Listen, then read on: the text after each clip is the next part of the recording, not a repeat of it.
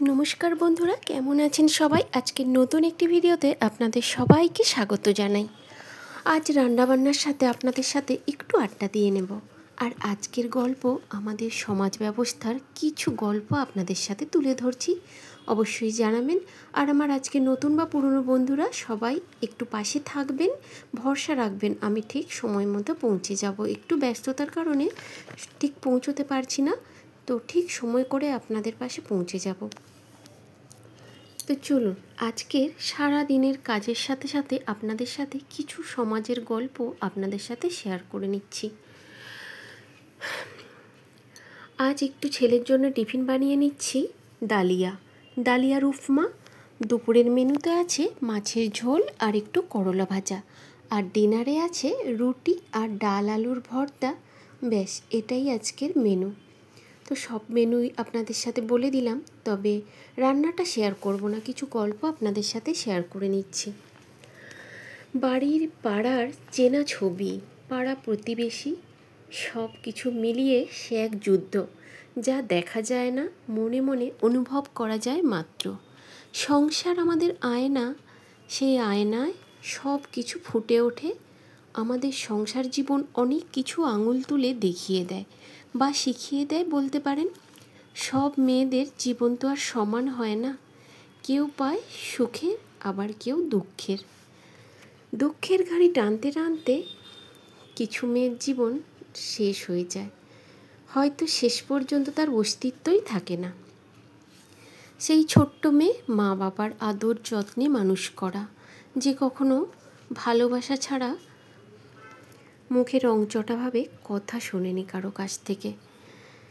যে ছোট্ট মেয়ে, তাকে বেঁধে দেওয়া হয় সেই বাঁধনে, যে বাঁধন সে বোঝে না, শুধু ওই দুদিনের আনন্দ বোঝে। বিয়ের 2 দিন বেশ সাজগোজ আনন্দ আত্মীয়দের কোলাহলে কেটে যায়, বুঝতেই পারে না 2 দিন কিভাবে কেটে গিয়েছে। সে তাকে কোথায় যেতে হবে বা কোথায় নিয়ে যাবে সেটাও জানে না। সেখানে পৌঁছানো মাত্রই গৃহস্থের বড় ভার কাঁধে চাপিয়ে দেওয়া হয়। আদৌ সে চাপ বহন করতে পারবে কি না জানা হয় না। এরপর আবারও ভালোবাসা বা আন্তরিকতা হাতটা বাড়াতেও সংকোচ বোধ করে অনেকেই, বাড়ায় না, বা কেউ তো ভুলেই যায় যে হ্যাঁ, তাকেও একটু ভালোবাসা দিয়ে আগলে রাখতে হবে।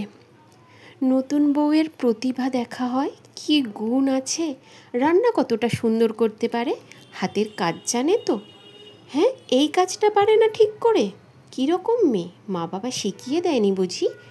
নানান রকমের প্রশ্ন তার জেরার মুখে পড়তে হয় তাকে। এই জেরার ভয়ে এই করতে করতেই কখন যে সে বড় হয়ে যায় আর সেই ভার কাঁধে নিতে শুরু করে দেয়, তারা বুঝতেই পারে না। অথচ তাকে বোকা ভেবে মজা করা থেকে শুরু করে অপমান করা, কম শিক্ষিত বলে টোন টিটকারি করা, সবটাই করা হয়, কিন্তু কিচ্ছু বাদ পড়ে না। এমনকি মা বাবাকেও ছাড়া হয় না, সবাইকে শোনানো হয়। ওরা ভাবে ও তো কিছুই বোঝে না, অবুঝ, বড্ড বোকা মেয়ে। যদি একটু ভুলে রাগ করে, তখন কি বলা হয় জানেন? অবুঝ মেয়ে, নিজে একটু নত হবে না। এই হচ্ছে কথা পাড়া প্রতিবেশীদের। ওই মেয়েকে অবুঝ বলে তকমা দেওয়া হয়, প্রতিবাদ করলে ঝগড়াটে বলে সরকারি স্ট্যাম্প বসিয়ে দেওয়া হয়।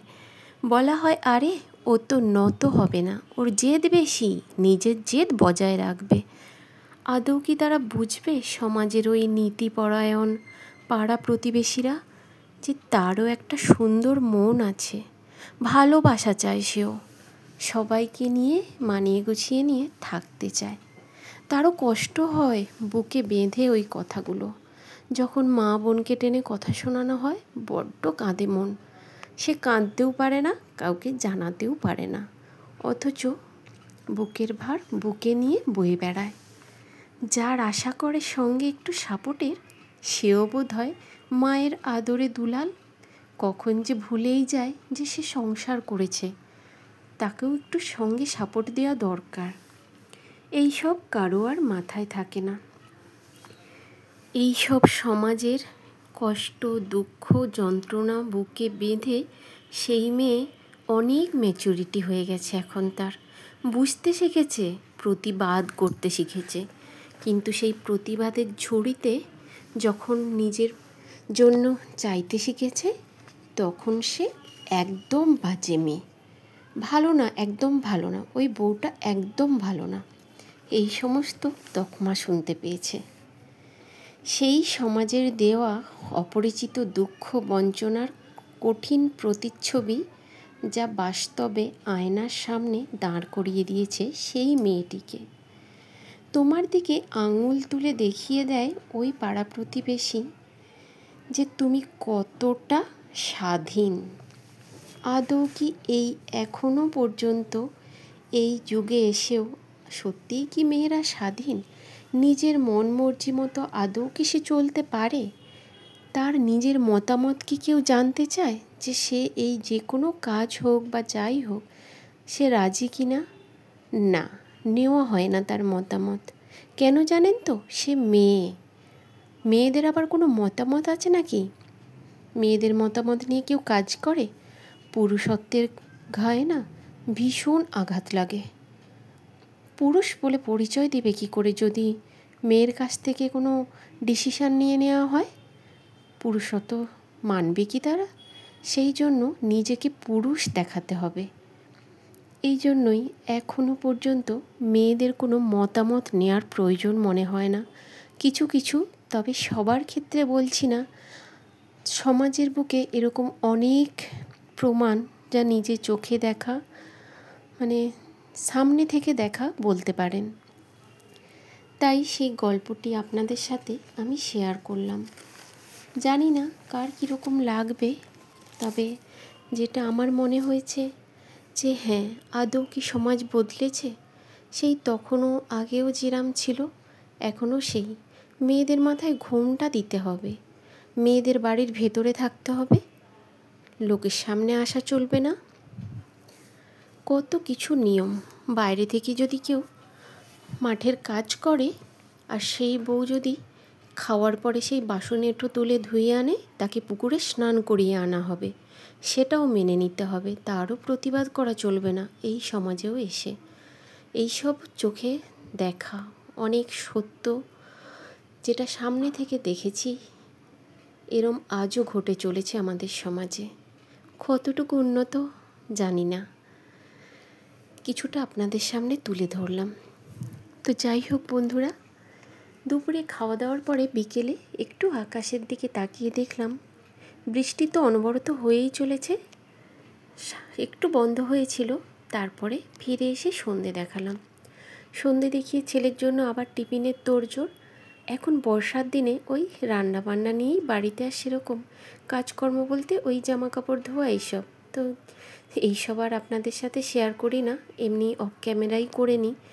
যেহেতু আমার ক্যামেরা ধরার মতনও কেউ সামনাসামনি থাকে না, সেই জন্য ওই একা হাতে যেটুকু সামনে থেকে করতে পারি সেইটুকু আপনাদের সাথে তুলে ধরার চেষ্টা করেছি। ছেলের জন্য বানিয়েছিলাম হোয়াইট গ্রেভি পাস্তা, তো ওকে দিয়ে আবার ডিনারের একটু ব্যবস্থা করলাম।